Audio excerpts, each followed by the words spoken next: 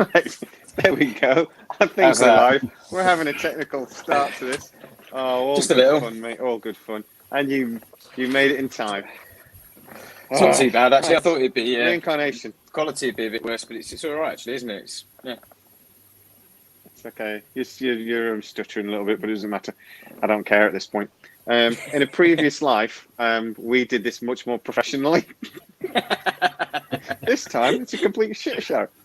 But reincarnation, ladies and gentlemen, and like I say, welcome Dave, welcome Damian, who is having to be on his phone this week because he's forgot his headset. Nightmare. So, reincarnation. Very, very quick, brief intro. So obviously, I think we all know what reincarnation is. Sometimes given different names that I haven't written down. Transmorphication or something. Anyway, 33% of Americans say they believe in reincarnation, but they believe in anything. And 29% of Christians say they believe in reincarnation as well, which is odd because it's not in their faith. Even modern surveys and things have done, they reckon about a quarter of people believe in reincarnation or believe it might be possible. And that's in the West as well. In India and places like that, when we talk about religions a bit later, it's much, much higher. So, yeah, basically, reincarnation.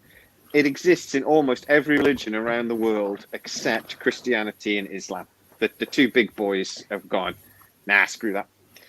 Everybody else believes in reincarnation in some form or another. So, first of all, we'll talk about a few examples we've got, shall we? Yeah.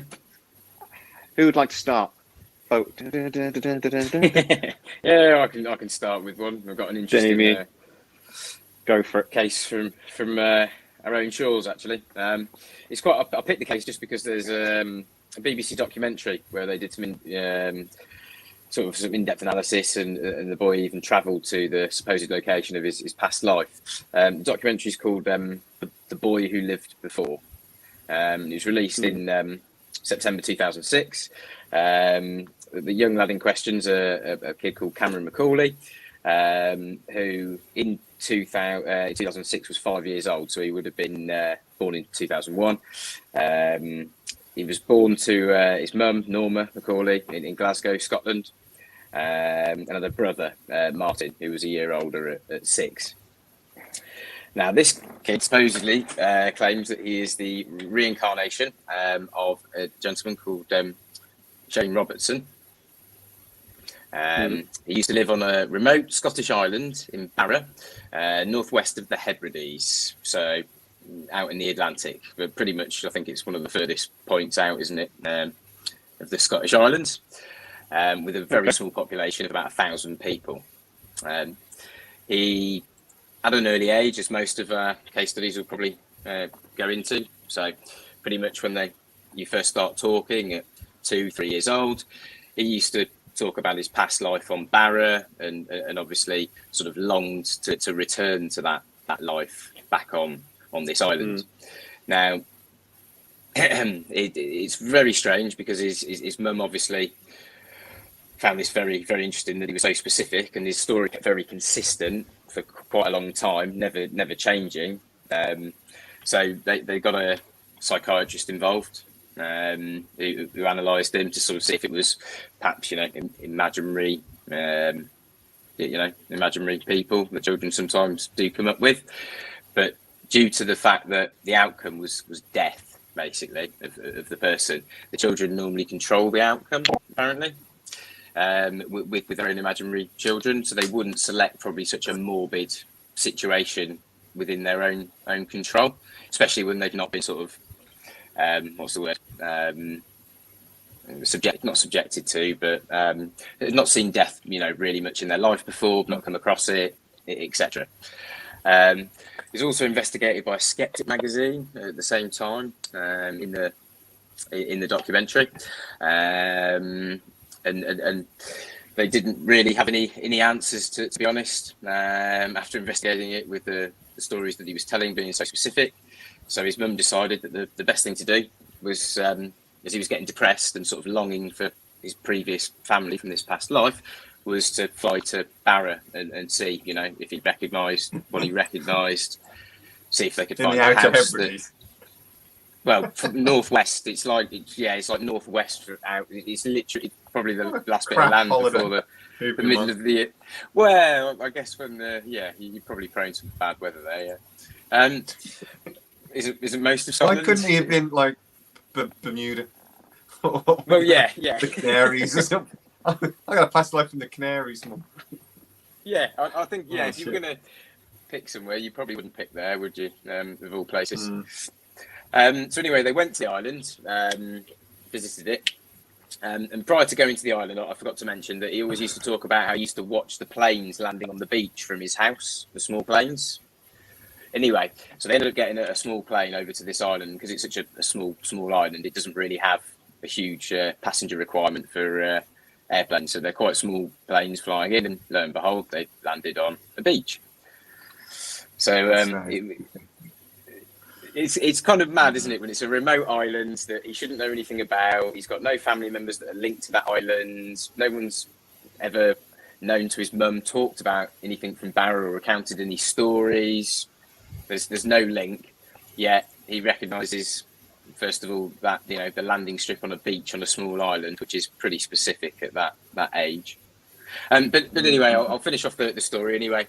So they went to the island and tried to find, you know, the house, but were unsuccessful on their first day. They also went to the Heritage Centre on the island to see if they could trace the name, Shane Robertson, that he was obviously so specific with. And they came up blank on the first day, but the Heritage Centre phoned them back the next day and said that they had located a Robertson family that did live on the island in a house on the north end, I think, which is the area where the planes land on the beach as well. So it would make sense that you would see that from his house. So they'd go and visit the house. Upon the visit, sort of the normal, like, he's quite a bubbly, sort of energetic child. He just goes really sort of somber and depressed and silent as he's sort of going around looking at the house, and spots things he recognises, like the gate and the fireplace that haven't changed over the years, names which bedroom he stayed in, sisters, parents. So, you know, things that you'd expect a child to recognise if it was somewhere he'd been before. The only sort of caveat to that is they did then go on to locate a living relative called Gillian Robertson, of the Robertson family, and she said that there was no Shane Robertson in the family that she knows of in the family, which, considering she should be related to who his past life previously was before he was killed. I didn't mention he was killed in a car accident.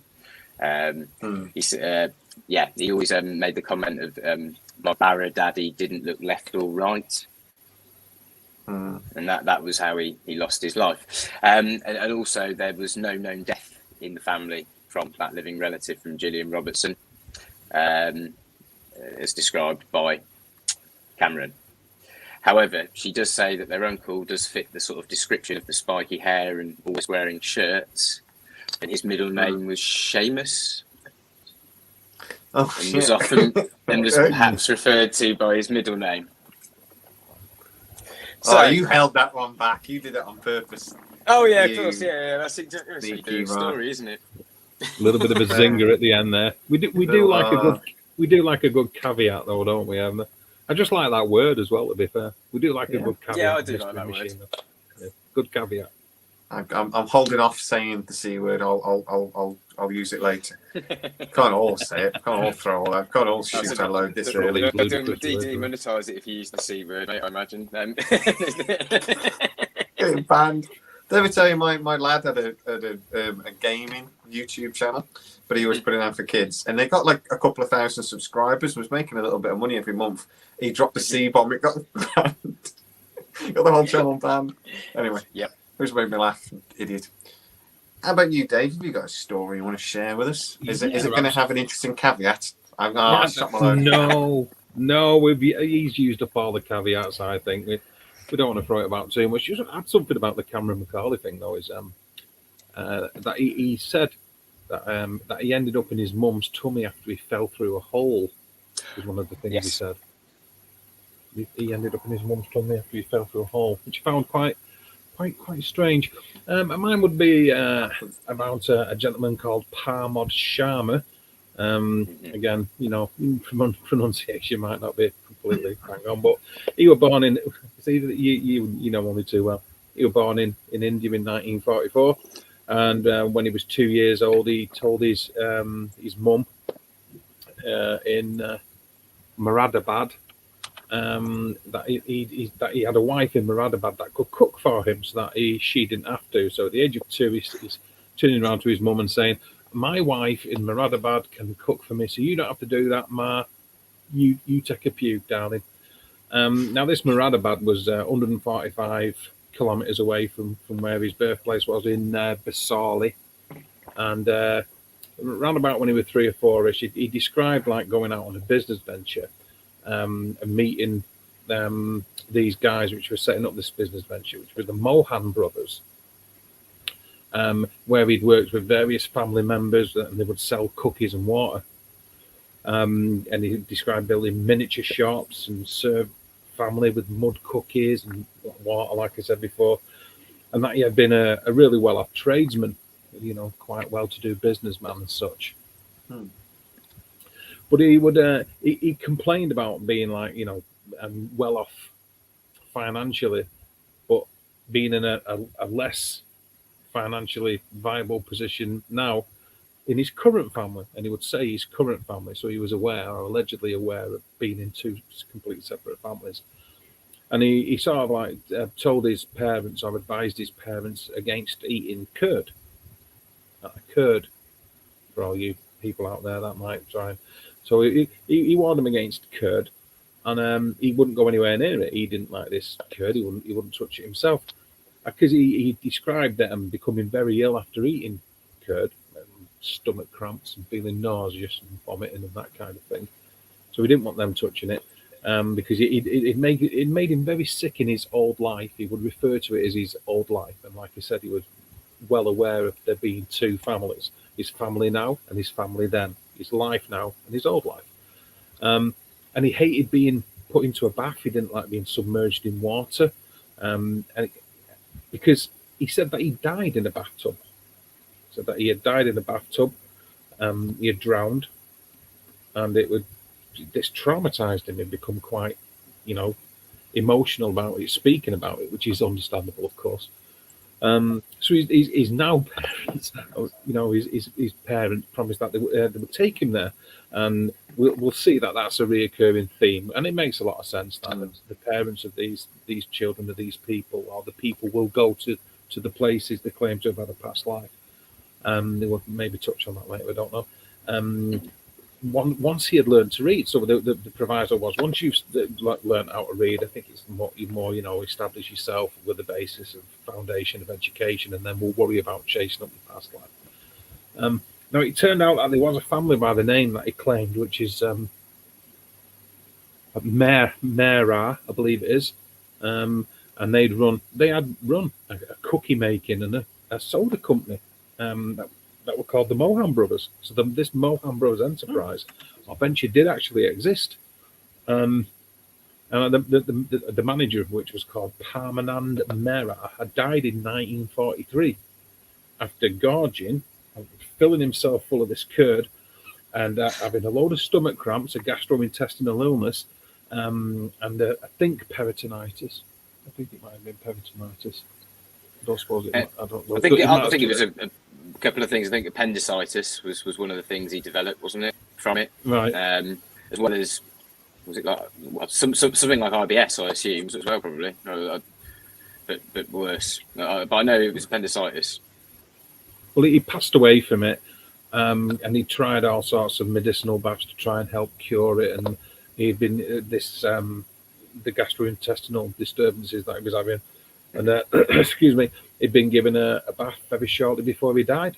So, complaining about not being well, which the young Parmod Sharma did, the business venture, which Parmod Sharma spoke about, existed, and the bath thing, all very true. Like I said, so the guy who run the venture, the Parmanand Mehra, died in 1943, and Parmad Sharma was born in 1944.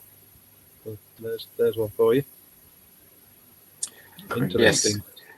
There seems to be very rare. Well, no, it seems to be almost never in the cases that seem to be these real ones of perhaps reincarnation. The dates are wrong. Death is always before the birth. You never see them overlap, do you? Which does give also some credence to the reincarnation claims. They say, and the different faiths as well, they do argue, don't they, that sometimes the reincarnation is immediate, but sometimes there can be a gap of months or even a little longer. But okay. First one I found was mainly because I liked the guy's name that he was supposed to be reincarnated to, and that always tickles my fancy. But it was a lad called Ryan Hammonds, and when he was 4 years old, he apparently become obsessed with like Hollywood and the Hollywood, like the golden age of Hollywood.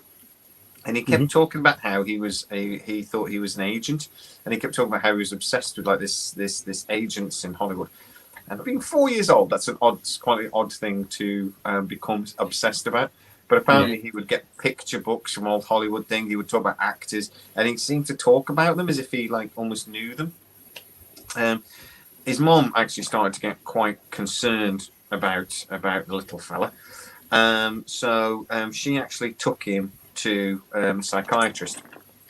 Ryan kept talking about him and his friend George, and nobody could identify who this George was. So his mom started to research and started to get really obsessed about this herself. And she was flicking through books of old photos from Hollywood, and Ryan stopped her and went, "That's me, and my mate, and George." So she sort of had to do a bit more research and find out the names, and eventually she found out that this was actually a photo of a chap called George Raft, who was an actor, and Martin, who was an agent and also a serial killer, because you cannot have two first names and not be a serial killer. I'm sure. Yeah, absolutely. Yeah, at the very least, you're a sociopath. Yeah, 100%. The interesting thing I found about this was, as soon as sort of he started seeing the psychiatrist and Ryan started talking about this regularly, they sort of... You're distracting the hell out of me, Damian. I'm sorry, I was just trying to adjust the phone. I know, don't worry. But as soon as sort of they started talking about the family and what happened to... They sort of found out what happened to George. They found out what happened to Martin's wife and things like this. And as soon as Ryan sort of started to learn about these things, he stopped talking about it, and he seemed to lose that obsession. He even stopped sort of things that he seemed to know before, he seemed to sort of forget about. The psychiatrist that was speaking to him believed that basically as he resolved those past issues, that past things that his soul or whatever it was concerned about, as those sort of become resolved, it stopped being important to him anymore. It's almost like it allowed him to move on.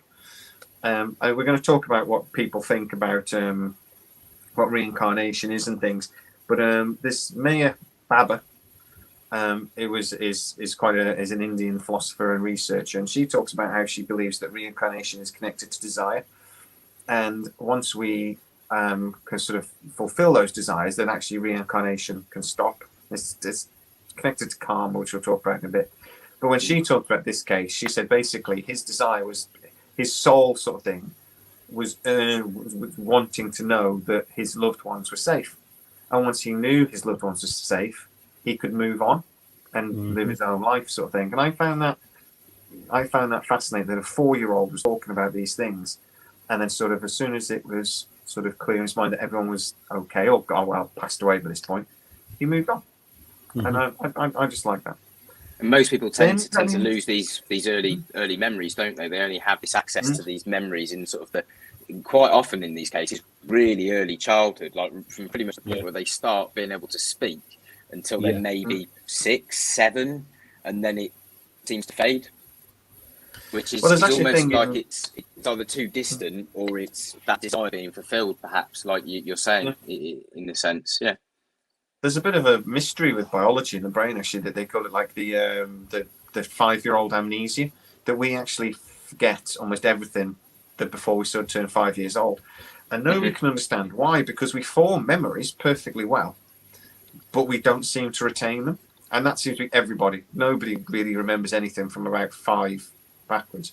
I wonder if that might be something that's actually like related, that it's a thing. But anyway, it's Possibly, just connecting. I may be making connections in my brain that aren't there. But my anyway, earliest memories, sister being born at 4.5. That's pretty much the earliest thing I can remember. But that's probably, I think, also on that point, significant like good events or significant bad events in perhaps people's past lives. If you imagine like a bell curve of distribution of life experience, and most people's life experience is in the center of that bell curve. It's only on the extremes, on the bottom bits of the bell curve, where there's a few people that have really bad experiences, like being murdered or etc., or really good life experiences. And I think that perhaps those extremes of the bell curve are the only sort of memories that almost can be retrieved from a past life because of how strong the emotion was from those memories. And most people in that normal bell curve distribution of life experience, they just can't access it. Yeah, but when we can't access our own, when they did diary studies years ago, that they realised that people only remember about 20% of the things they even write down, and it doesn't seem to matter whether they're upsetting at the time or not. They still don't remember. So people say that, we remember things when it's shocking. And actually, when they did diary studies, they found no, they don't. But anyway, have you got any more stories, Damian? Yeah, I've got another quite an interesting one. Next year I was going to talk about was theory out the water there. Galaxy's just thrown my theory out the water there. He was 18 months old and he can remember when Kennedy was assassinated. Yeah, that's why I made a gesture before, because I've got a memory of something that happened when I was about 16, 18 months old as well. That was very vivid. That I recounted when I was in my teens, which was, just sorry to interrupt you, Damian. Sorry. No, go for it. Am I okay to say it? Yeah. It's relevant. Go. Yeah. I had a memory of seeing my mum crying on a doorstep, but the doorstep was still inside a room with stairs. And I remember she was crying because a bike had hit the wall and hit her in the back, and it was the child's metal trike with the pedals on the front wheel from when you were younger. Yeah. And I told her about this when I was, I don't know, maybe 14, 15, I think. And she said, yeah, the reason that was because we lived in a flat, and the entry hall had stairs that led to the upstairs flats, the upstairs apartments. And it was when he had an argument with somebody and they threw a child's bike. It really happened. It was yellow and red and it hit me in the back. And I remembered it completely. She was absolutely mortified by this and really freaked out by it. But, it's not me swearing on anything isn't worth anything. I don't believe in anything. But, if there is a big G-Meister in the sky, this happened. And I can't explain why. You could argue that's like in that small bit of the bad experience bell curve, and why it's perhaps a memory that you remember past that point. My one's 4.5, sister being born. That's probably on the other end of the bell curve, isn't it? Like joy, you've got a new sister. It's all new and a traumatic event for me was when I was around about the same age, maybe a little bit younger, and I was being bathed with my sister, because it was okay back then. We were kids and it was the 70s, and I went under the water. My mum had turned her back to get some towels. I went under the water and started to drown, and ambulance came out. I had to be revived, and it led to years of me having convulsions, but I don't remember anything about that. Okay. I don't know.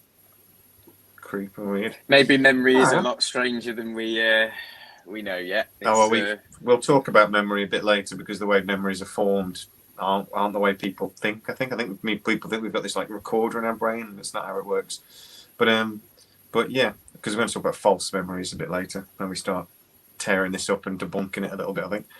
Damien, have you got any more stories for us? Yep, I certainly have. I was going to go on next to the case of Dorothy Eady.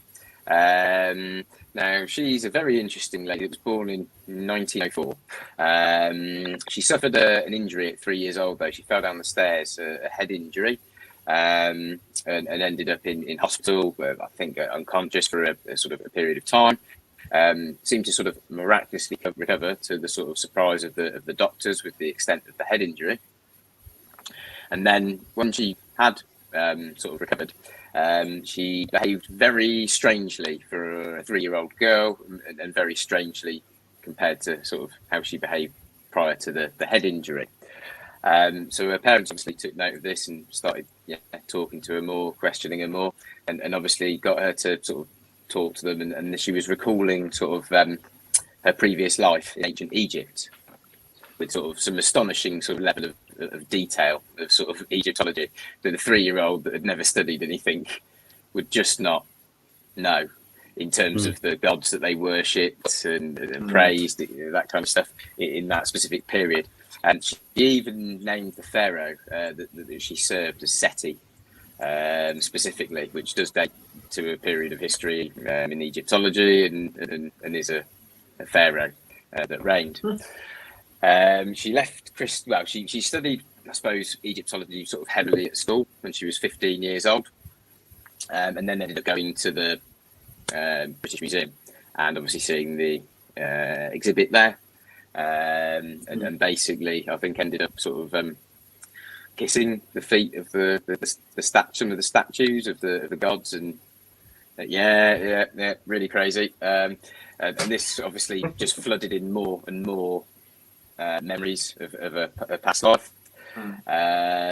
She was sort of pretty much knew that could read hieroglyphics immediately. She said it took the very limited time to sort of fully be able to read hieroglyphics. So she said to a teacher she wasn't learning it, she was just remembering what she once knew, and could read the hieroglyphics on the statues in the British Museum. She then subsequently met an Egyptian man that she got married to, and then emigrated out to live in Egypt. I think the story goes she kissed the ground when she arrived on home, when she finally did get there. And she's put her past life story to the test over the years with a lot of interesting location reveals of hidden tombs and artifacts contained within those hidden tombs that Egyptologists were unaware of through the course of her life. So she's one of the sort of, I suppose, most believable stories of reincarnation. So that sounds like something I was reading about, sort of xenoglossy. And it's got a couple of other terms as well, where there's been cases where people have actually been able to read or speak foreign languages. Yep. There's only been like a handful of cases of this. Apparently, it's not particularly common. One of the main researchers we'll talk about in a bit, Ian Stevenson, actually found a few of these cases. And it does seem to happen sometimes. Yeah, it does seem to happen sometimes that people can understand or speak foreign languages. I mean, at that age as well, these are normally young children, young people. When those cases are verified, and some of these cases, like I say, with this Stevenson chap who used to verify things religiously, that's hard to explain. That's hard to explain other than that's not something they've overheard, is it? You wouldn't think. Ancient Egyptian for a start. Fascinating. How about you, Dave? You got another story? Oh, yes. Oh, yes. Of course. One thing I've got is plenty of stories regarding this. Maybe too many, but I have. Which one should I go to? I'm sort of torn between a couple here because there's one or two which actually date back, so I don't know if that's worth doing because that's an old one. I mean, they're all interesting. Obviously, that goes without saying. I think I remember somebody mentioning that particular name, so I think somebody else has got that now. But I'll go with Peter Hume. Peter Hume was a bingo caller from Birmingham in England for our Birmingham. For our bingo. For our colonial cousins, just so you know. And he started having these very, very lucid and specific dreams. I mean, I think that's an understatement. That's pretty much what they all have anyway, isn't it? But these are very lucid and specific dreams about life being on guard duty. This fella's now on guard duty at the Scottish border. And he's very specific about the year, which, But anyway, he's 1646. So he's on guard duty on the Scottish border in 1646. Reoccurring dream, keeps having it. Scottish border, 1646. Okay, and he claimed to be he claimed to be a Roundhead soldier, a foot soldier of Cromwell's army, and that his name was John Raphael. He was called John Raphael.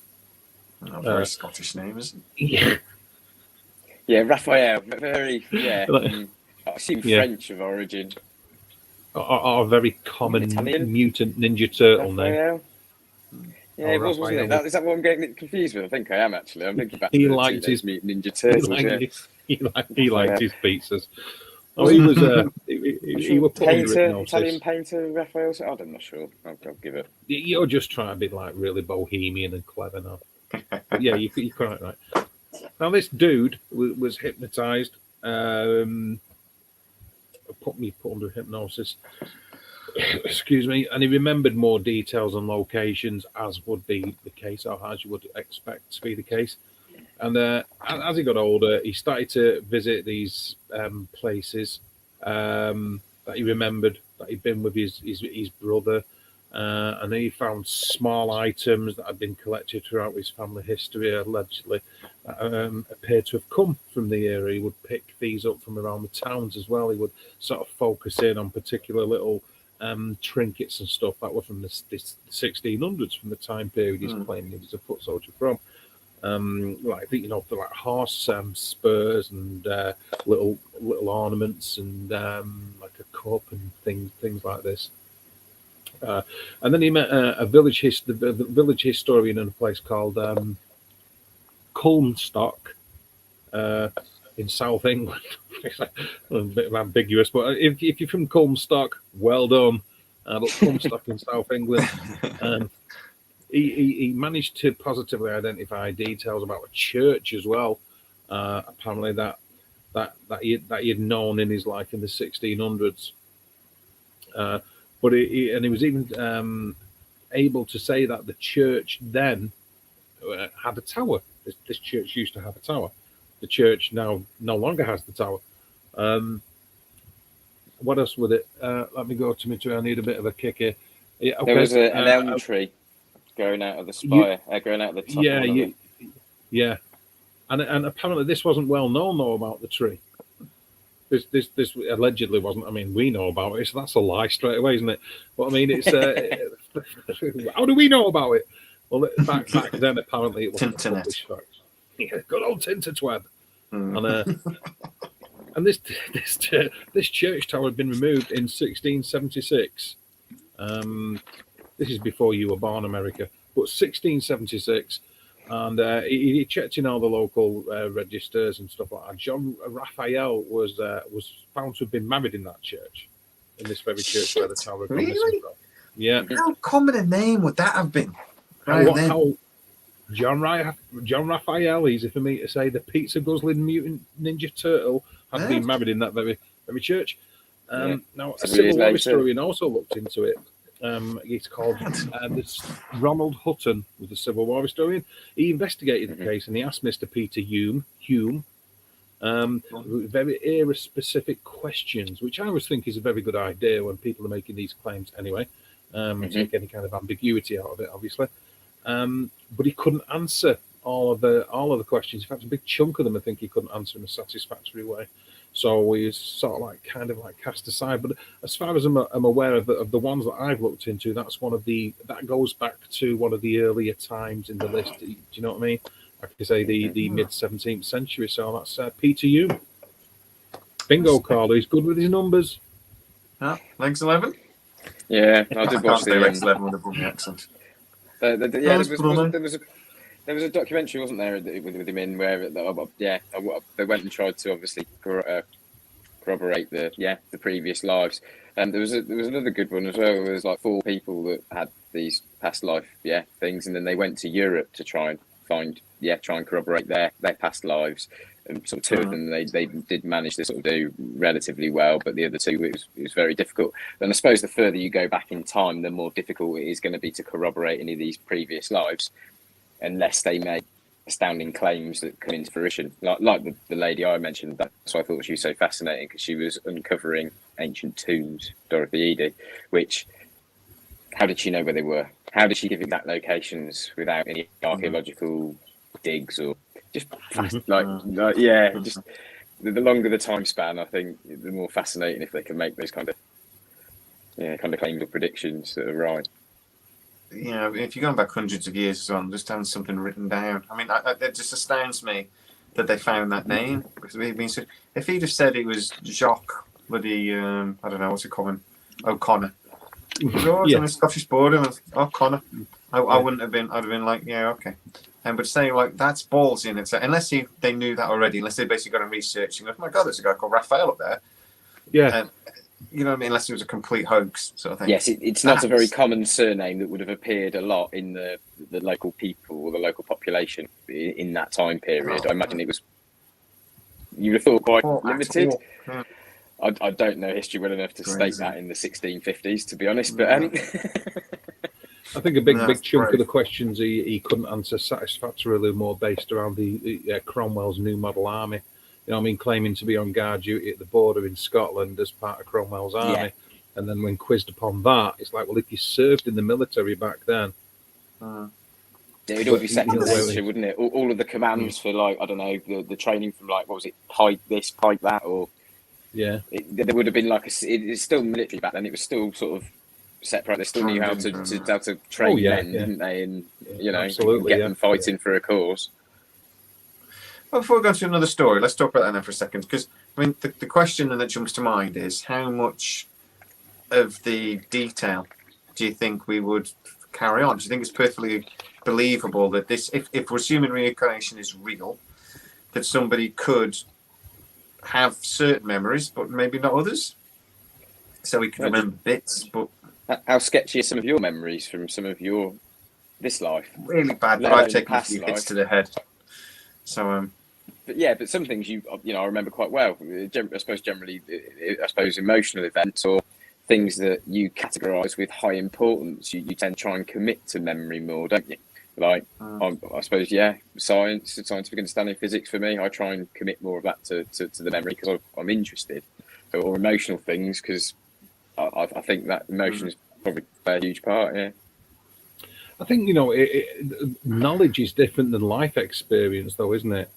The knowledge you choose to retain or learned knowledge, if you like, in an academic sense, is different than actual life experience and what you actually go through. Perhaps, maybe, I don't know, because like using Milado there as an example, like to fall down on some of the most. If you anybody who's served and anybody who's been into war will have memories they choose to ignore, not memories they can't remember.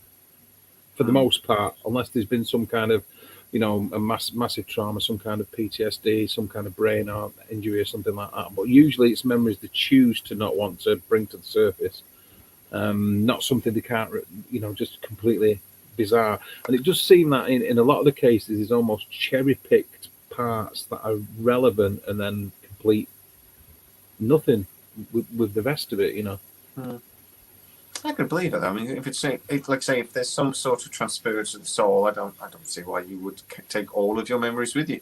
Like Damian said earlier, that maybe certain things are sort of imprinted when they are shocking or something. Maybe that self of identity of who we are is important enough for that sort of imprints, but maybe like the day-to-day memories and stuff isn't carried with us. You'd expect it to have a purpose to need to do that, though. Given, I agree with you, but I'm saying is you would expect it to need to have a purpose to do that, to be in a position where not only is it brought to the fore when a new life or you come into a new life, but that once that part of it has been satisfied, you suddenly forget about it and get on with your new life. If that makes any sense, do you know what I'm saying? Like you integrate into who you are now, and you move on. And move on from it. Yeah, it's like the whole thing. I suppose with the paranormal with ghosts, isn't it? It's let's say unfinished business, or what's the word? Desires that you haven't yet, quelled.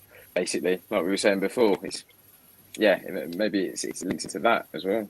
Do you think sort of ghost hunting or the science of ghosts or whatever you want to call it, and sort of what we're talking about could be related? I think there's a massive overlap given what people sort of refer to as being the stone tape theory, that moments of high stress or emotional output or trauma are imprinted upon the energy within the environment and played back as a recording. If it's I the do same like as that being theory.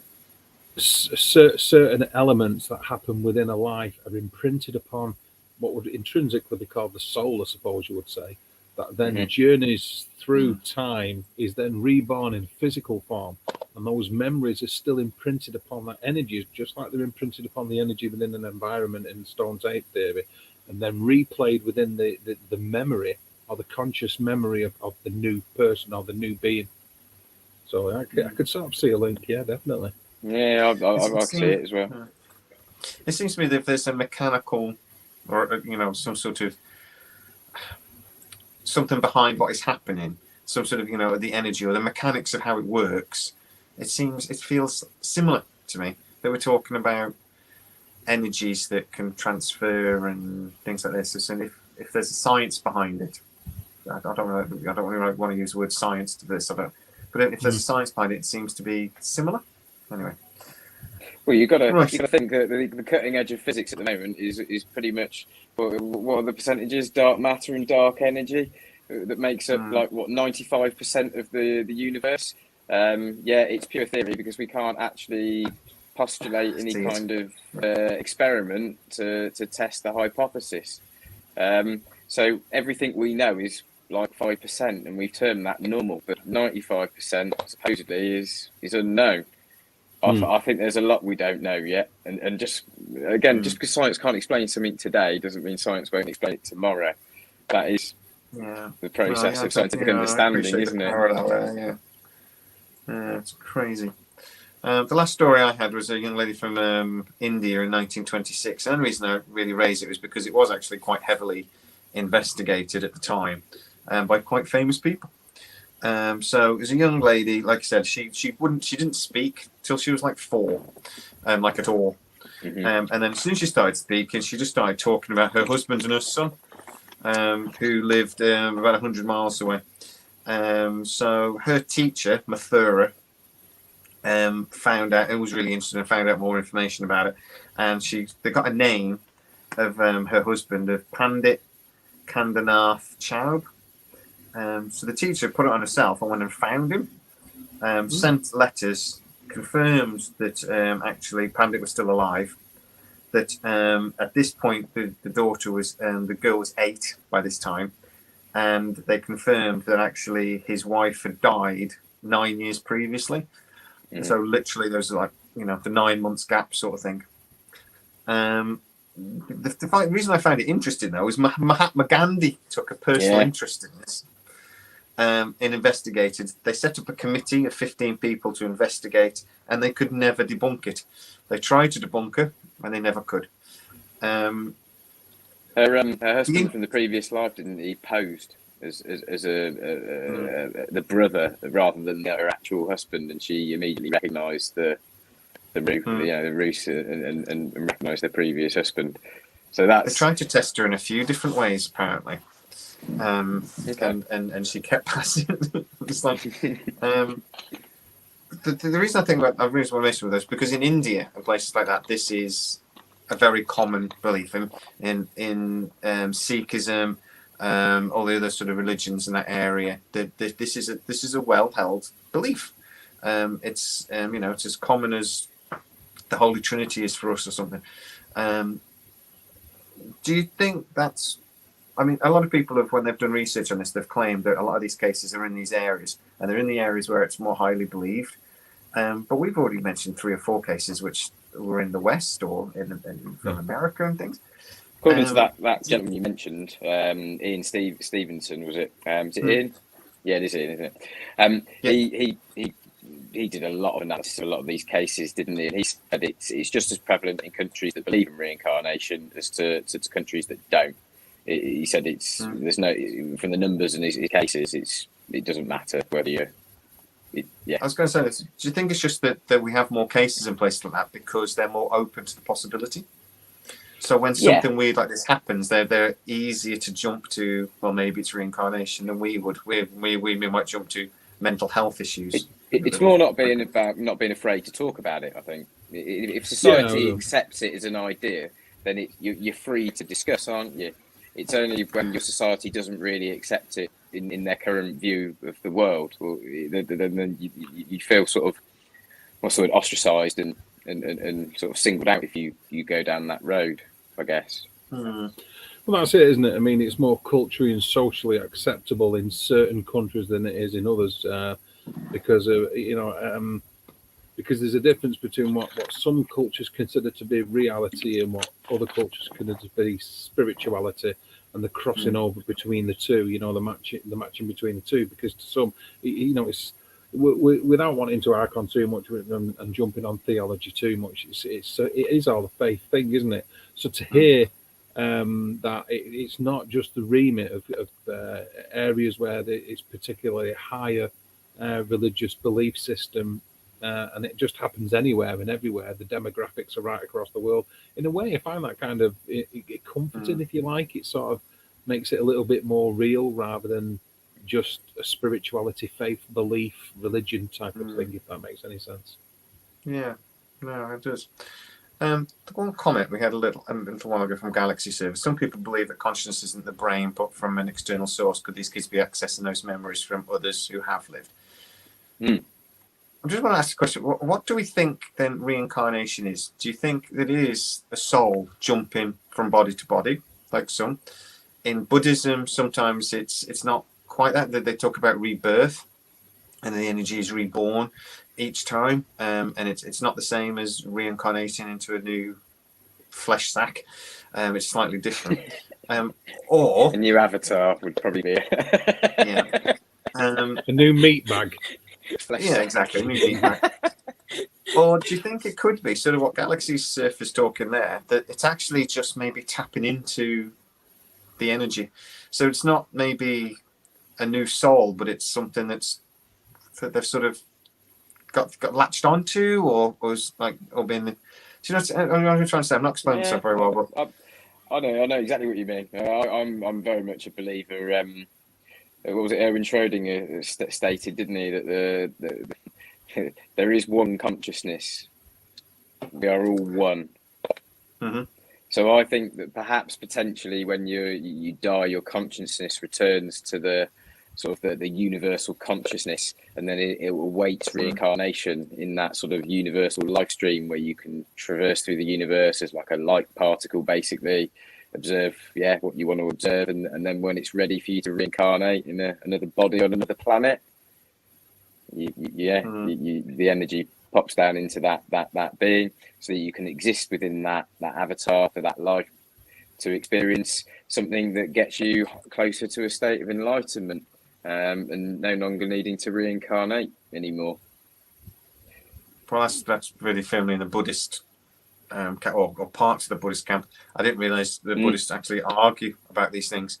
They don't seem like they argue in sort, but they've got lots of different ideas, the Buddhists. You'd think they just all agreed in. But I did think they were the most peaceful of all of the world's religions, but I suppose what's going on in what was previously Myanmar, which is now what they changed the name to.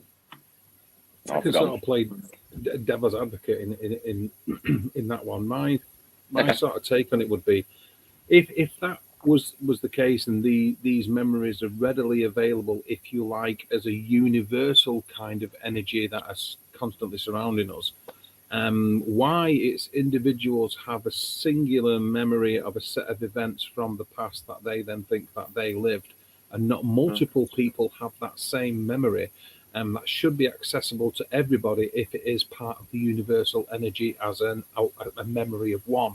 If you understand where I'm coming from, it's an individual remembers being an individual. It's not a group of people ever remember being an individual, if that makes any sense. Even though all these memories and these past lives of people that have lived in the past should be readily accessible to anybody who's in a state, either a conscious, subconscious state, or whatever, to be able to access them or remember them. Do you understand what I'm trying to say? Yeah, it you're just saying seems you'd to be have just access one to the person. universal consciousness, so you'd have access to many different past lives, Yeah, good point. And also, you've made me think.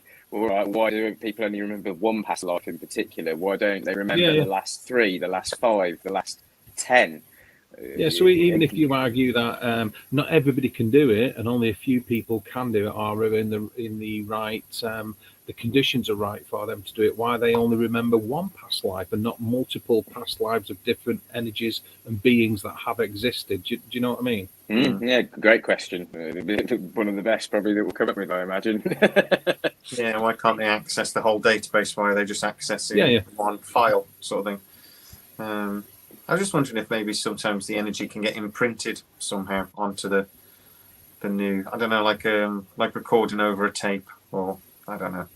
And it's just an interesting point that I thought that could there be another explanation of reincarnation? That's we see that and we think we're making an assumption about the soul passing on, but maybe it's accessing information that's actually all around us somehow. I don't know. Which is where we sort of sorry, Damian, go on, brother. No, don't worry. It's fine. You go. I was just going to say, which is why we sort of like have embellishment, because if you sort of like look at memory as being a tape recording, and then trying to constantly play it back, and you're using the same tape, which is your memory, if you like, and you're recording multiple different events, and over time, the further the recording goes back, the more you need to use the video tracking to bring it into focus.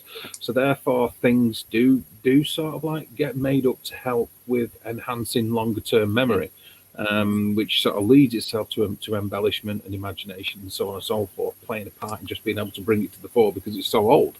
Because the original recording, as it were, use BASF if you possibly can. You'll be too young to remember, but if the older back the memory, the more scattery it is because of that very reason. But they seem to be either on the money, as it were, or pretty scantish in it. It's a little bit scattery. I don't know.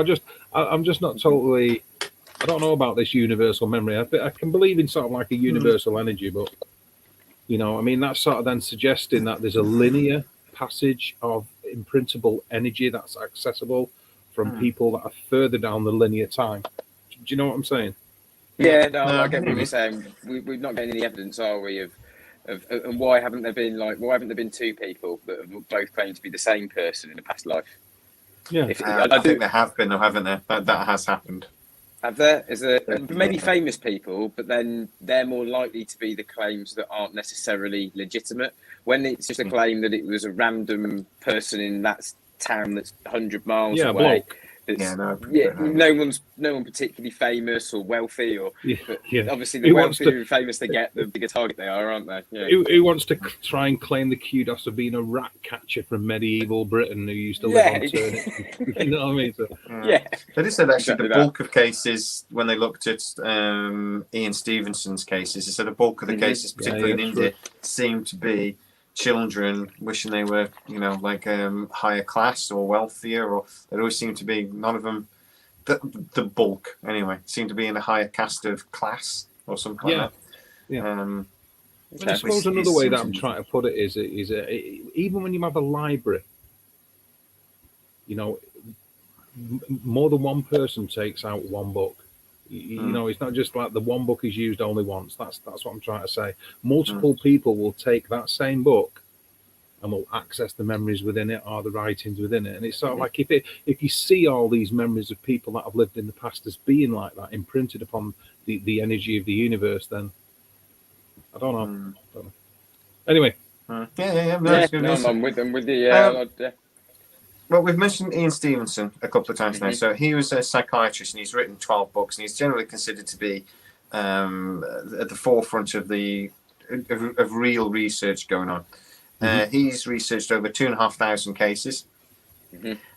I love this guy because he was criticised for only really looking at Indian faiths and Indian stories and all the stories that came from those areas where it's a higher belief anyway. So his next book was European cases of a reincarnation. I just want to see him on the front cover going, nah. The thing I really love about this guy, though, is he's had lots of critics over the years, but actually he's his biggest critic. So somebody will come out and go, this is anecdotal and it's cherry picked and it's all about false memories. And he's like going, if you actually read the forward in my book, you'll notice that I wrote that some of these are anecdotal evidence, and some of it is I have cherry picked in areas that have show the most evidence, or so. You're criticising me with something I've actually already criticised. But surely that's you're aware of that when you read when you pick up something you're reading and it's a scientific hypothesis. There's obviously something that they're trying to prove. So they obviously are going to be looking for that evidence. It's confirmation bias, isn't it? You're looking for evidence to prove your hypothesis, and I think all scientists are guilty of that to some extent. They must be by the very method. It's a little bit more difficult for this one though, because most scientists, when they put forward a hypothesis, it's peer reviewed, isn't it? And I suppose this is more case study, isn't it? And then you can't. So it's not really hypothesizing like in a true science. It's more difficult. Yeah. It's difficult to have a controlled study group or a controlled study scenario like this. Which is why he says it's anecdotal. He actually says that's a fair argument, because that's the kind of research it is. It's stories. People are telling me their stories. I've tried to confirm it best I can, but but he actually really goes above and beyond to confirm these things, to the point where Carl Sagan, who I did not think I'd be reading about today when I started reading about reincarnation, actually said that it's some of the most careful and empirical evidence he'd ever seen on the subject. He dismissed reincarnation. He doesn't believe reincarnation is the answer. But he did actually say, after looking at a lot of this research, primarily from Ian Stevenson, that it was definitely a subject worth investigating. He says there's something going on, but he doesn't know what it is. You get somebody like Carl Sagan saying your research is decent, and it's the closest thing to empirical evidence I've seen on this subject. Yeah, you must be doing something right, yeah. Yeah, it's time to. Excuse me. That's an incentive to keep going, isn't it? That. And Carl Sagan was known for he'd tell you what he thought. He didn't bullshit. Oh yeah. Although I do believe Carl Sagan was sort of used by perhaps the government to quell the interest in extraterrestrials, because apparently his personal beliefs were the opposite from what he presented on screen. Apparently, that happens a lot, though, doesn't it? That happens a lot. People start out with the best of intentions and they'll quite happily sell out when it comes to getting the old greenbacks. That will happen. It does happen. I just want to do my comment. I've got to say that some of the comments that have been made in the side chat have been absolutely fantastic regarding this particular topic. And everybody in the side chats did we say something? Did we upset him in any way? We lost Damian. His battery's died, probably. He'll be back in a sec.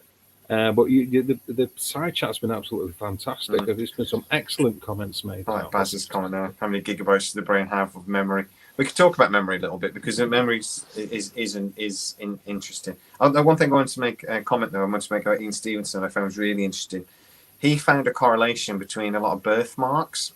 So we'd find birthmarks on people's bodies, and they seemed then to correlate to actual injuries from the person they were supposed to have been reincarnated from. So somebody would have a car accident, somebody would be injured and scarred, and they would find intrinsically these birthmarks. But he didn't just sort of say this and use anecdotal evidence. He went back and got medical records and things, and actually presented the medical records, which again, you're starting to put in all this evidence over and over again. You've got to be pretty confident, because people are going to tear that apart.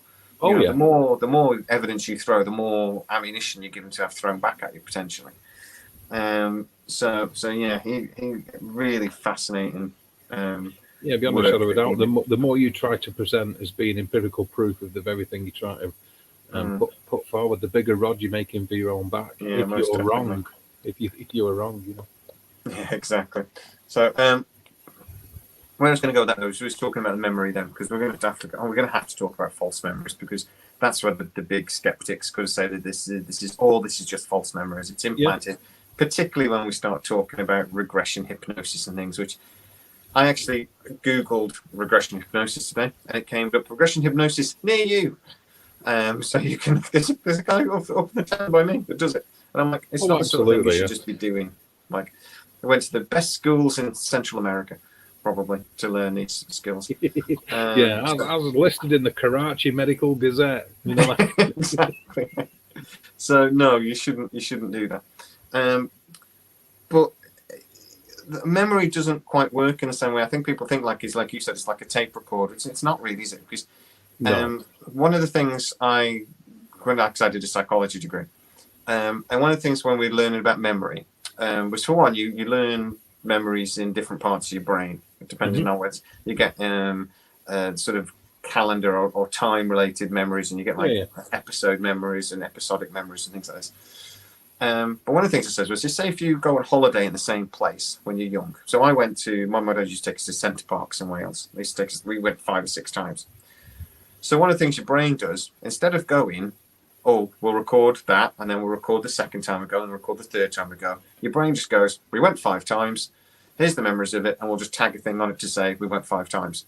Move on.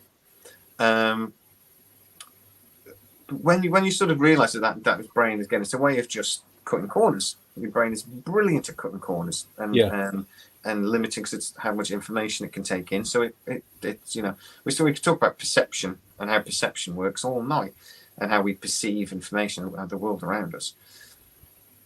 Could that be part of what we're going on now? People start saying about false memories. When we start realising the brain forms memories differently to how we think, how much of this could literally be just people dragging memories from something they learned at school, maybe about Henry VIII, and then tagging their own fantasies onto it, and then through regression hypnosis they can't tell the difference between the two. Yeah, I think in cases where adults are having this regressive hypnosis to help remember past events of past lives, that can certainly be called into question. And obviously, you've got different types of things throughout that person's life which will imprint certain aspects of what they've experienced in their environment and in their social surroundings upon their psyche, like associative thinking and pattern matching and things like that, depending upon with what type of parameters they're involved with. But when you're talking about when you're talking about young kids that are having these memories, and you're taking the regressive hypnosis out of it, then it becomes a completely different thing again, doesn't it? Because I would have to say exactly that, because the way that we access memories isn't as clear cut as a lot of people say, as you mentioned. And the ability to recall short-term memory over long-term memory is a very different process. You can have factual thinking and emotive thinking, and the way to access both of those memories are completely different than the other. Different parts of the body. Going into too much about psychology for people in the side chat is a completely different thing. Your amygdala can do a lot to you that you're not even aware of, especially when it comes to emotive thinking, and that's its primary function. But I think it's a massively valid point that. About that, and you using the tape wasn't the best kind of example I could have given, but just to put it out there to say that how easy it is for memories to become jaded, even if they are well imprinted upon our brain. I mean, if we get the actual thing that they called it when you do that shortcut thinking, like you say, I suppose that's a form of pattern matching in a way. Like you say, well, we went to Rill 10 times, and that's what I remember. But lots of different events might have happened on each of the journeys, but you just remember that you went to Rill, and you might have, they all become one thing. You're right. You might have ridden on a donkey on the 4th trip, in actuality, but you remember it being the 8th, and and you went to the park and you went to do this, and it all becomes one memory, even though they're spread over lots of different years. So I'm always a little bit leery about hypnosis anyway, and all that. The regressive hypnotherapy is, I don't know, Don't do it. I say don't do it unless there's a really good reason. I don't see anything. I've just gone through this, trying to think this through earlier, because why is it always historical? And if it's basically based on some sort of memory, and then mixing with fantasy or imagination, because they imply that one of these people, that it's always like wealthier kids that they with their reincarnated souls, which implies that there's some sort of like imagination involved. It's just that it's about their desire or something. Why is it why is it always in the past then?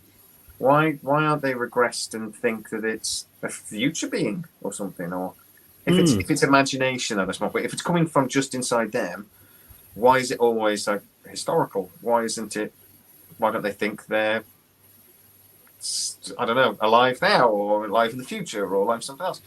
It's just that doesn't make any logical sense to me. Why is it always historical if it's just imagined?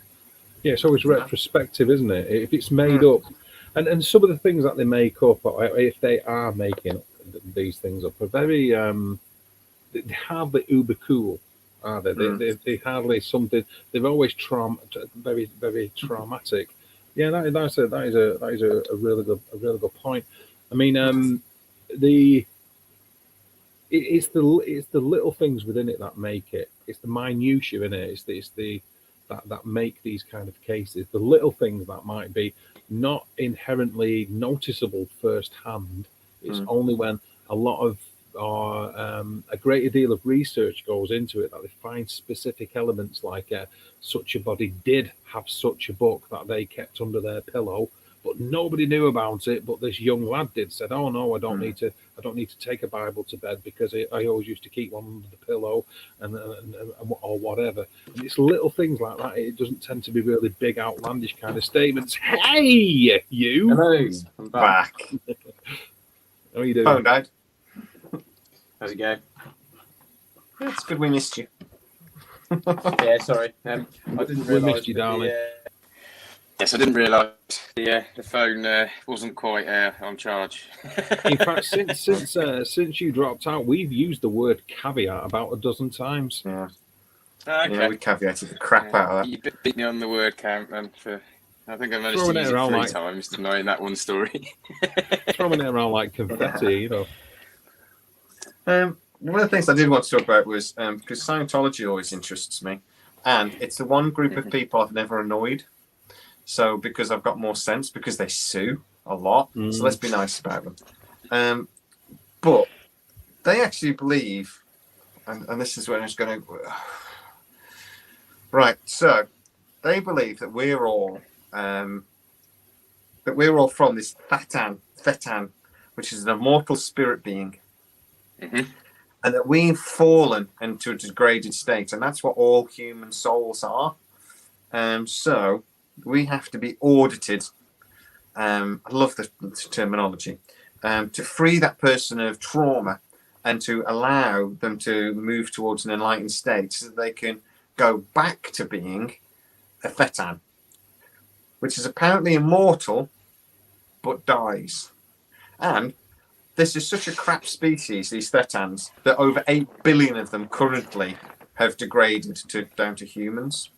And more of them every year, because obviously there's more of us every year. So Thetans are crap.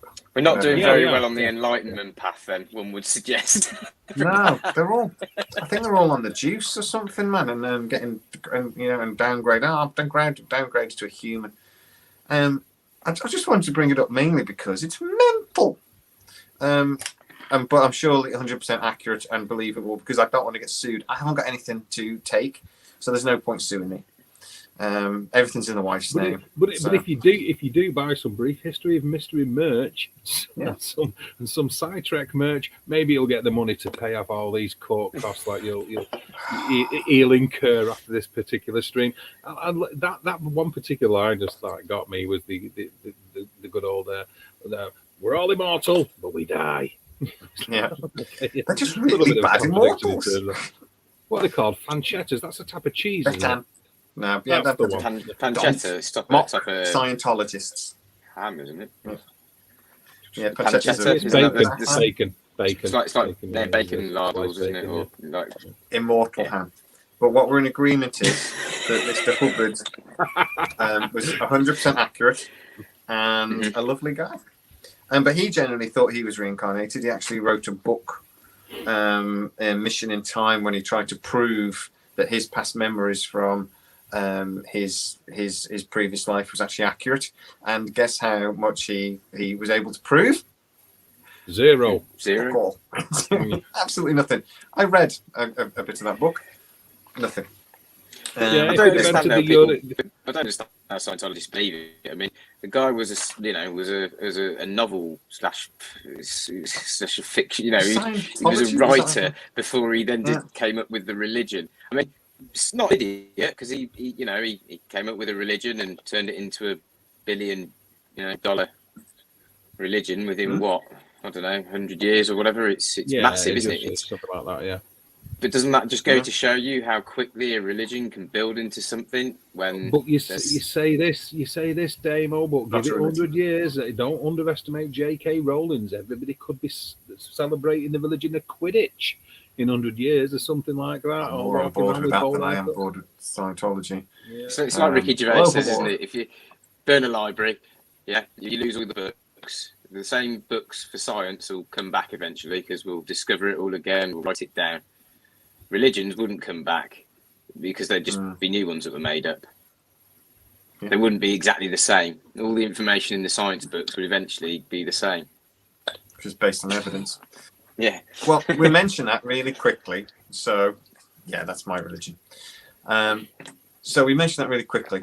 Do you think it's interesting then that pretty much all of the religions in the world believe in reincarnation except Islam and Christianity? And I'm going to leave Islam well hell alone because again I don't want to get banned. But we can have a go at Christians because they'll forgive us. Didn't they both, if you look back through their history, but they originally believed in reincarnation, didn't they? I think both Islam and Christianity. If you study the history, it's more Islamic did, yeah. Christians did. We believed in it, and because we were more pagan religions. Pagan religions believed in reincarnation. We batted it out of them as soon as Christianity took over. Because we want to believe in one God. Isn't Jesus kind of the reincarnation into his own body? He supposedly died on the cross and was resurrected 3 days later. Wouldn't that be the spirit leaving the body and coming back? The earliest version in history, indeed, isn't he? Really, if you want to believe that one. I think he's it's on a temple in Luxor that proves the rule. I think it's on a temple in Luxor that predates it. You don't come back in physical form because you either ascend to heaven, or you go into hell on the day of judgment. So there isn't a need for a physical form. Yeah. Somebody else think that hell would be much nicer. Heaven looks cold. Warmer, yeah. Breezy. You don't get to do anything. All the kinky stuff's going on down below. So anyway, that's a whole different story. Whole different conversation. There's a good Jim Jeffries sketch about that, isn't there? You'd be one of the devil's boys. He wouldn't punish you. If you've been bastard your whole life, he'd reward you because you've been doing his bidding. So why would he punish you? That'd be your clubhouse, surely. I'd be down there. Anyway. Where's the drink? Where's the women? So it's all the fun women are going to be down there as well. Anyway, way off topic. Yeah. But I do wonder whether the sort of Christianity as a religion is quite controlling. I think that's fair to say. It very much tells you what to do. Do this, do this, do this, and then you'll go to heaven or you'll go to hell. Ding, ding, going down. Whereas the Buddhist faith is more about it's lots of chances.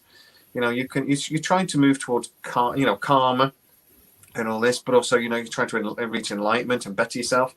But you've sort of got go after go after go. It's like there's very little consequence. It's like entering a cheat code on a computer game, isn't it, for infinite lives? Yeah. Infinite lives, yeah, exactly. But do you think that's maybe why Christianity dumped it though? Yeah, I'm just thinking, it's like Christianity said about, we're a control system, more than a religion. So this reincarnation thing, we've got to scrap that. People just do what they want. Yeah, absolutely, because it's a case of, look, you're getting one shot at this, guys. You're getting one shot at this. And, if you get it right, all very well and good, you go up there. If you get it wrong, then you burn in the fires of sulfur. You go downstairs with one caveat. Yeah. If you repent, you get another shot of going upstairs. Last chance. Last chance, kids. Last chance. If somebody is really, really good their whole lives, but commit some sort of sin just before they die, say they, I can't think of any of the seven sins. They're greedy or something just before they die. Yeah. Renounce their faith just before they die. But then die suddenly and don't get a chance to sort of say sorry. They go to hell. But somebody can be bad their whole life, apologise just before they die, go ding ding straight up. Catholicism's crap. If it's down to verbalization of the mantra that you're carrying regarding your eternal soul, you know. So maybe he hasn't actually turned up at that little box with a dodgy curtain and said, "Hey, Father, I have it," you know, and all that type of stuff, and recanted his sins. But if inside, I mean, we're talking about a guy who doesn't exist, who's just suddenly died, by the way, everybody. But if in his brain, if in his brain he's going through that anguish and torture and thinking, "Oh, well, you know, I need to sort this out," then perhaps would he? So would halfway between the two be back here, and is that reincarnation? Yeah, it's sort of like being held back at school. Try again. That's what I think. You go up to St. Christopher. Try again because you're St. rubbish. Christopher at the gates. He opens his book, grey book, like peering over the book, like try again. Give it another go. Give it another go. Especially if you're Buddhist, you can have as many as you want. Just triangle, left, right button, left button. You get another life. I mean, the thing I do like Buddhism though. Triangle, X, Y. I'm glad you picked up. I'm glad you picked up on that, Jay. Where we're going with that. Good lad. L1. I do think Buddhism's got the right idea. I think it's about internalizing religion for yourself, and it's about spirituality more than it is perhaps about religion. It's being at one with nature. It's learning to tune out outside influences, meditate, free the mind. Like, people don't actually, I don't think, realize like how difficult it is to actually completely empty the mind of any thought. Most people can't meditate to that level, even if they claim to be able to meditate and do it regularly. They can't clear their mind of all thought. My brain just goes, don't think about that. Don't think about it. Oh, boobs. Damn it, don't think about boobs. Start following Millwall. Job done. Yeah, Very exactly. easy. You won't think of anything. No thoughts whatsoever. Football, punch. And if you look at the sort of those Eastern religions where they, you know, as well as others, Buddhism, isn't there like Taoism as well? Some others that have that sort of like underlying sort of spiritual sort of to it, and haven't been adopted by the government and incorporated into a control mechanism like Christianity, all the Abrahamic faiths, Judaism, Islam. Perhaps they haven't had that sort of government that's sort of taken the religion and imposed it like Christianity was by the Romans, for example, across Europe as a control mechanism. And I think that's probably why it's a little more pure. If you actually go back to, I think, some of the teachings of Jesus Christ, for example, back before like the latest version of the Bible, in some of like the ancient scriptures from not the four prophets that the four people that all the stories in the Bible came from. Was it Mark, Matthew, Luke, and John? And you look for others, I think like Ezekiel being one of them. There's some very interesting like accounts, isn't there, of what the teaching, and you find that some of the teachings supposedly that Jesus was akin to were more towards the spiritual and the Buddhist side and enlightenment and it has been, I think, bastardized, but which, you know, by the governments that have used them for control. Well, you know, or at least by the people in power, because it's the rulers, it's rulers, isn't it? Ruling class. It really, it's the ruling class. Yeah. Well, I mean, like 600 AD, the Roman Catholic Church was sort of created, and it was Octavius. He sort of went. They cherry picked it. They went through the writings out at the time, and they went, "So we like that. We don't like that." Yeah. Mary Magdalene. No, we're not having that. And they completely rewrote the story. A lot of things, like him coming back after 3 days, doesn't appear for like 500 years until after his death. That story didn't appear for ages, and it's about 100 years after his death. The Christians sort of, I think they were sort of struggling to get the teachings out there, and they had to sort of like jazz it up a little bit. But you know, there's lots of things that I mentioned earlier. The entire story of Jesus Christ is written on a temple in Luxor in Egypt that predates it by 7,000 years. I was looking at. The crucifixion, the died on the cross for 3 days, and the resurrection 3 days afterwards. And I do think it's just an anthropomorphization of astrological observations, because the sun appears to die and stay stationary for 3 days around the winter solstice. Yeah, so the sun died. It's roughly in the constellation of the Southern Cross. So he died for 3 days and then was resurrected. It's just the sun coming to the lowest point in the sky, appearing to stop for 3 days and then going up again. And that's why it's a story that's repeated through various different cultures, because it's not a real story of an actual individual probably that ever existed. No, exactly. And like they've said a couple of times in the side chat there, they're saying hell isn't in the Bible. It's not. It's sort of hinted at a couple of times, but it's a complete Catholic invention. They do sometimes talk about purgatory. That's sort of discussed in the Bible in a couple of places, but there's no hell. There's no Satan. It's an invention of the Catholic Church. That's the stick, isn't it? To sort of go, don't do that or else. Nothing. But you have to have somewhere to punish people, otherwise they won't do what you're telling them. And you can't have reincarnation as something that normal people can achieve. Otherwise, again, they won't listen and do what they're told. So you have to take those things out. In order for it to be a control mechanism. If you left those in, it wouldn't really work. And I suppose that shows perhaps within Buddhism, doesn't it? Where it's not really a controlling religion in the same way that the others are. No. They don't tell you have to go to this place to worship, and they don't ask for money as the other religions do. I don't believe. I've had a wild time. I've become a Buddhist today. I was brought up Catholic. I'm now Buddhist. I don't know, where do I sign up? Who do I send the check to if I want to become a Buddhist? You. Excellent. I assume he sends it to the Dalai Lama, surely, who is reincarnated, and that's official. It's a weird kind of way. My surname is. Well, I suppose we haven't covered an anagram of that. Okay. I'll cut your check. Send that to the post. So I want to. Do I have to shave my head? My hair. I'm losing my hair anyway, so I don't think it really matters. I'm just interested in the check. Yeah, I bet you are. Yeah, when there's somebody from the Czech Republic turns up at your door going, "Hello, I'm your Czech," you're going to be so confused. Yeah, you're like, no, I wanted money. Are we answering that one? Or are we ignoring it? Which one? The one that you put up and then we totally didn't answer. Didn't Jesus talk about having no churches? No. Or are you three atheist agnostic or believe in religion? That's the one. Where are we going? Go on, Dave. You go first because mine's complicated. Yes. Exactly. Damian? I'm a universalist.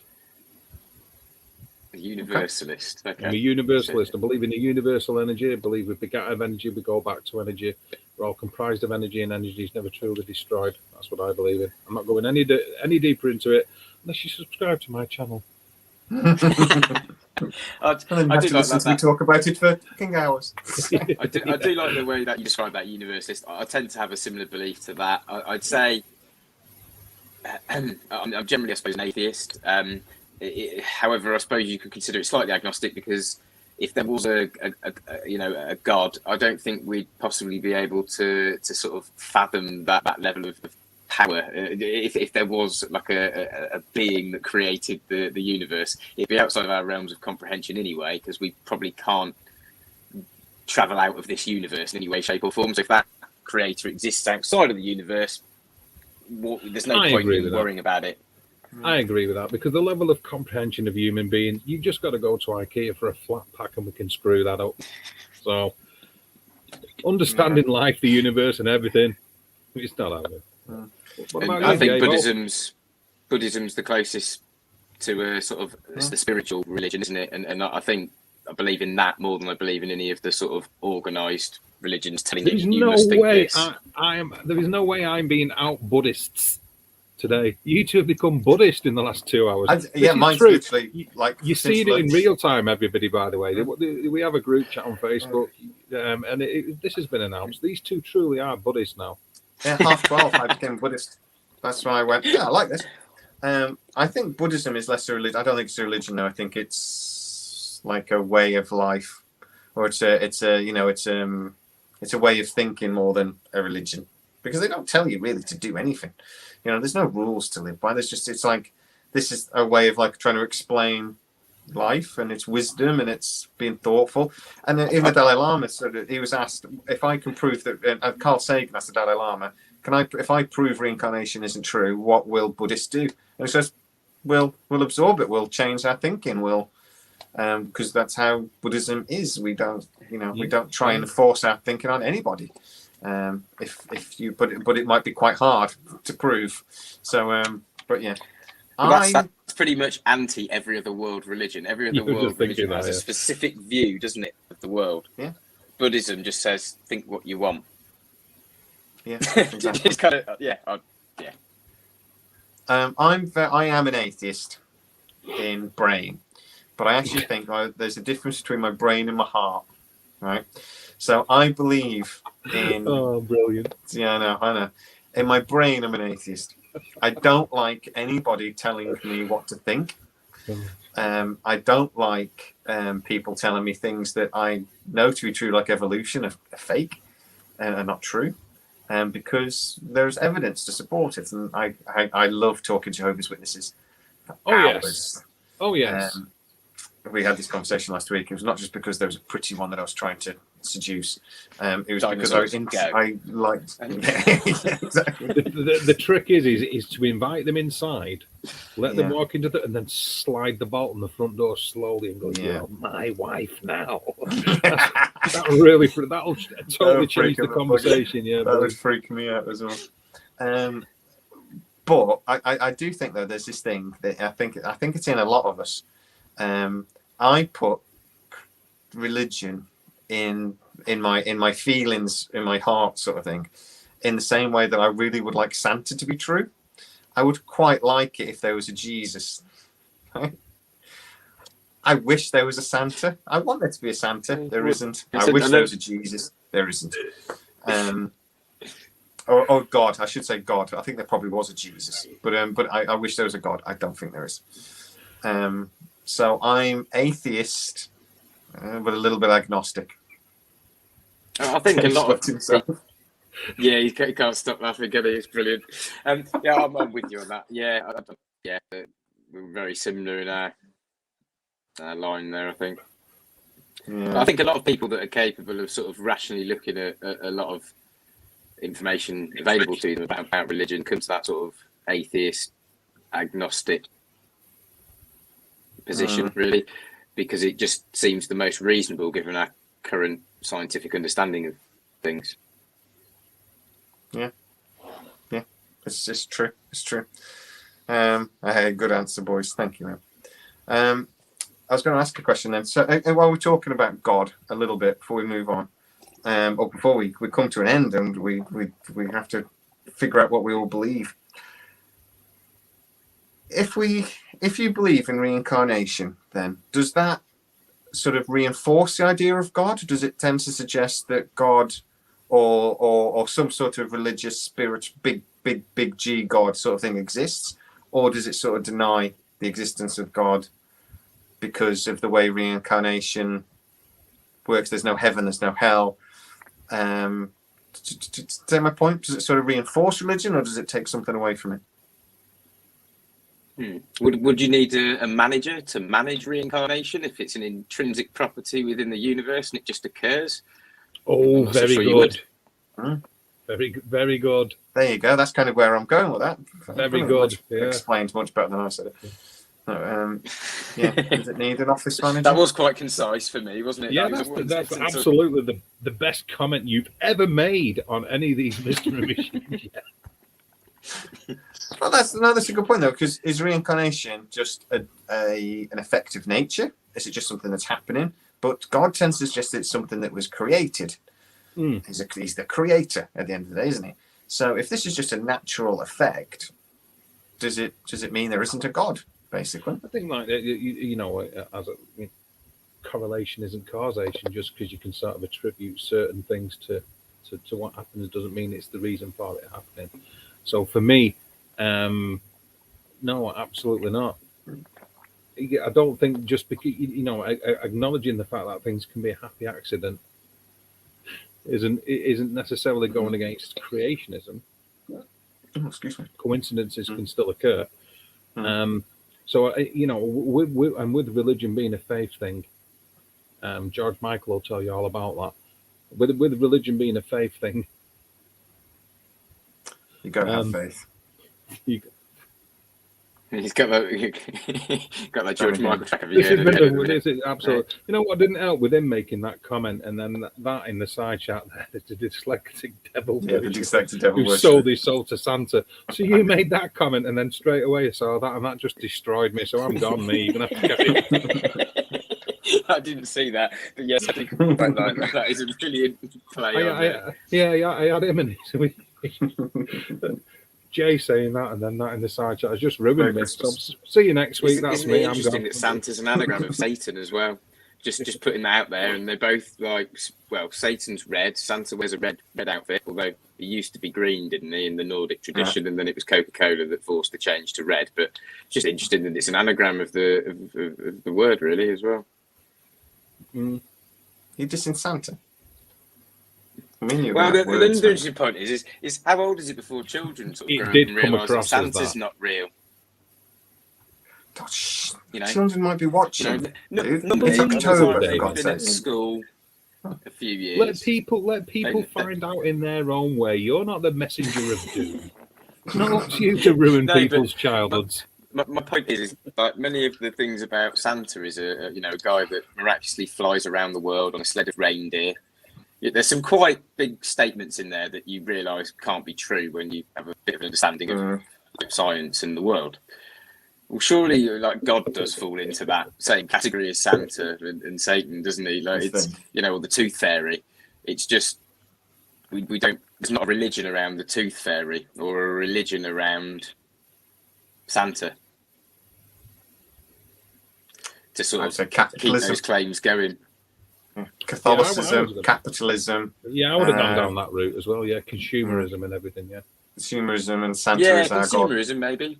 Yeah, for Santa. Yeah, okay, yeah. The present giver. Okay. Yeah, all right.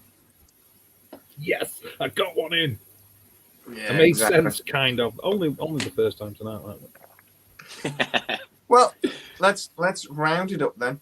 Okay. And let's throw that out there. Reincarnation. A thing? I think there's a facet to it. Is it you can just go yes or no, or you can actually it might be a thing, but we might not understand it. What do you think? Reincarnation, Dave. You are my. Yeah, I am indeed. You are. So you're first on my. Yes, first victim. You won't mind anybody who watches on a regular basis, which is going to be us three and not everybody else. But anybody who watches on a regular basis, I like to go last to try and be profound and really out there. So I'm screwed when I'm chose to go first. I use other people's ideas to base mine off. Is it a thing? Jesus and God of Santa for grown-ups. I've just seen that. They're massively distracting you lot in the side chat. I've forgotten the question. All the stuff we've been talking about tonight.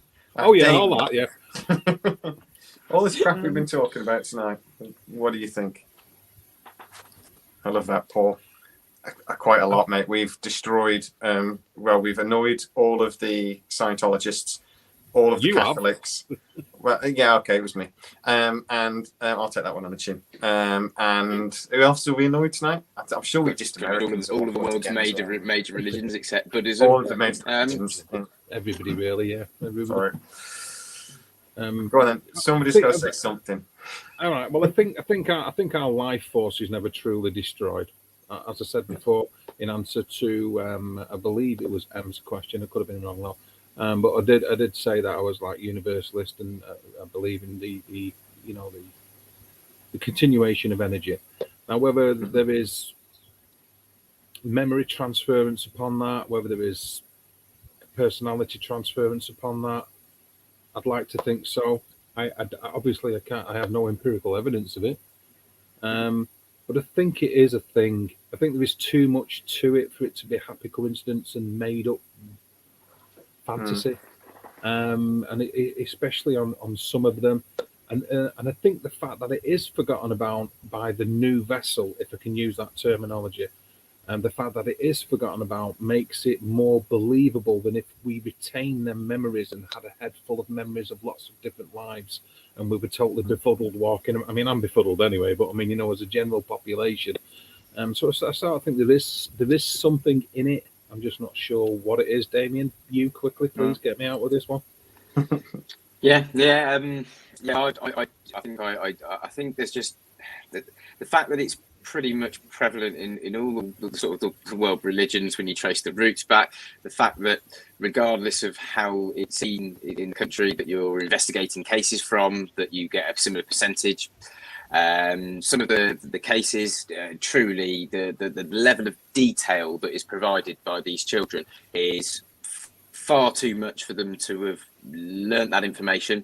I mean, there's a case, isn't there, where there was, I think, an Indian kid that was remembered his past life, remembered that he was murdered with an axe. He managed to find the grave, the location of where he was buried. They found a body with an axe wound to the skull. He remembered the name of the bloke that killed him. They found the bloke that killed him. He got into what's the word? Admit that he'd committed the offence to him, and I just don't think with some of these cases with that level of detail and the sort of those kind of coincidences occurring that it could be anything but him remembering his past life, where there's that level of how else do you explain it? There is no scientific explanation for it currently. Maybe we're missing that scientific explanation. As I said before, science improves as time continues. Maybe we'll get there and there'll be some kind of understanding. But for me, you know, with 4.5 billion years of evolving stardust, now having this conversation about whether reincarnation is possible, you know, we probably don't understand everything about the universe yet. No, I'd agree with that. I agree with you, David, talking about how energy never dies. I'm completely on board with that. I think that we don't know what we don't know, and there's so much in science that is more than possible. That it does come across like witchcraft.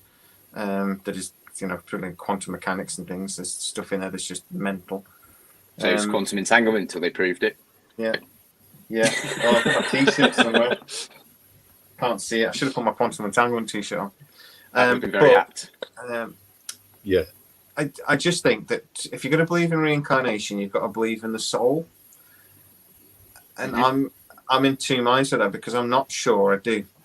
But at the same time, I think I'm more than the sum of my parts, if that makes sense. It absolutely does to me. It's you know, I know how the brain works. I know how behavior works. I know how memories work. Well, as much as I learned in my psychology degree 10 years ago anyway. But, you know, it's I just feel like there's more to it than just neurons firing across a brain of, you know, of matter and energy. And at the end of the day, we are energy. So, go on, sorry.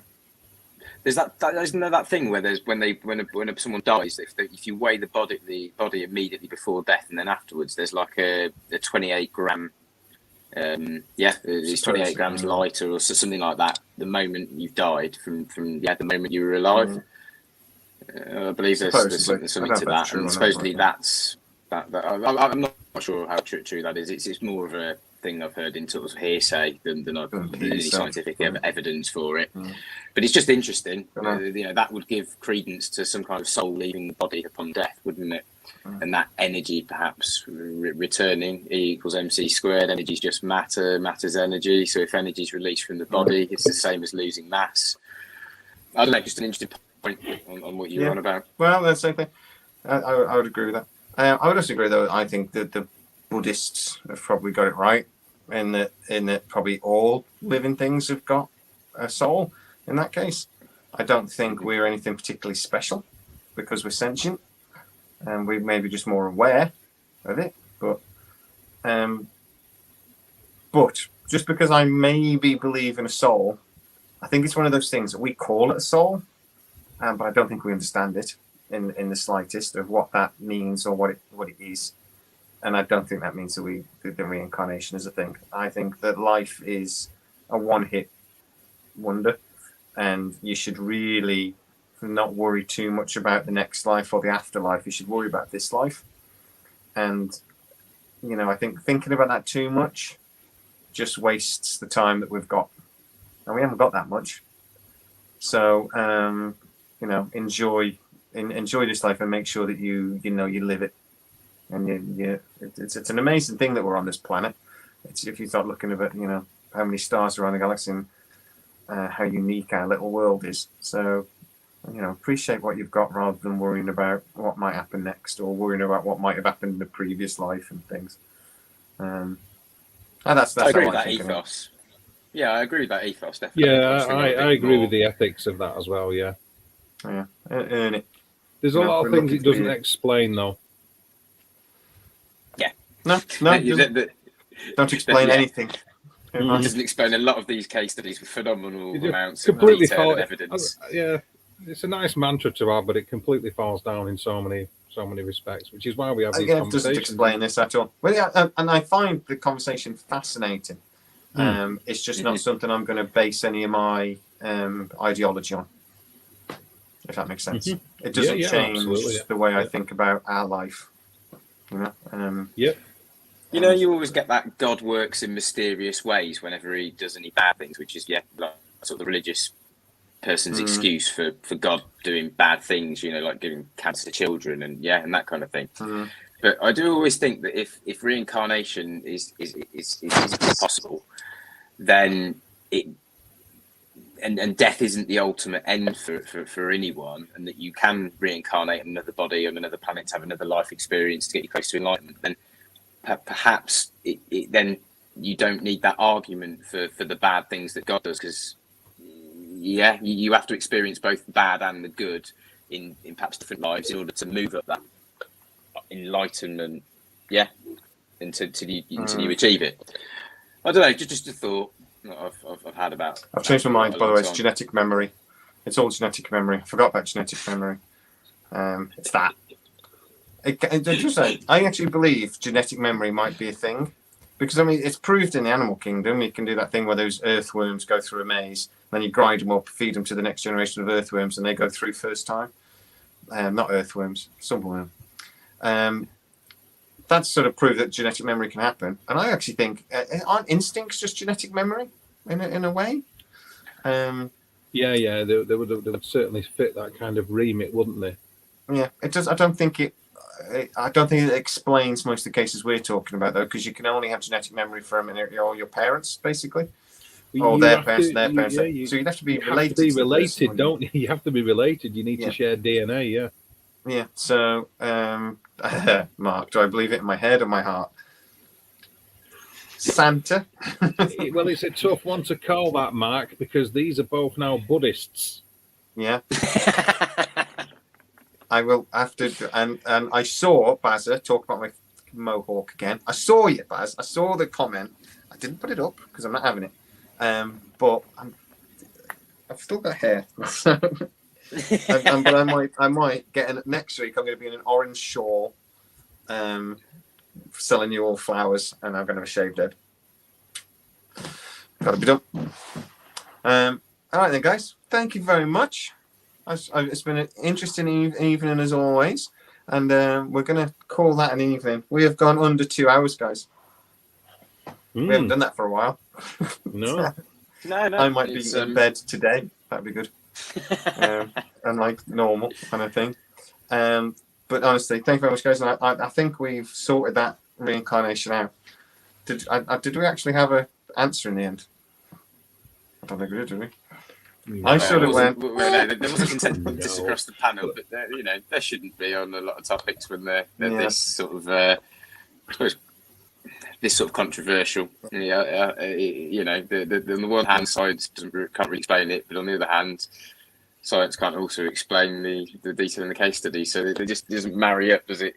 There's something we're yet to understand, and it will probably come with further scientific understanding. Scientologists have got it all right. They're geniuses. We're all stupid. Please don't sue me. Okay. Well, I would say this: if you want to know what we all truly think, your future selves will tell you. Yeah. My spirit animal told me that this is all complete. It's a bear. My spirit animal. My spirit animal is going to be like a gerbil. Or it is as well. Crab. Yeah, absolutely. Yeah. It's going to be like, or it'll be like a platypus or something. It'll be like a, what the fuck is that? My spirit animal's not going to be a stag.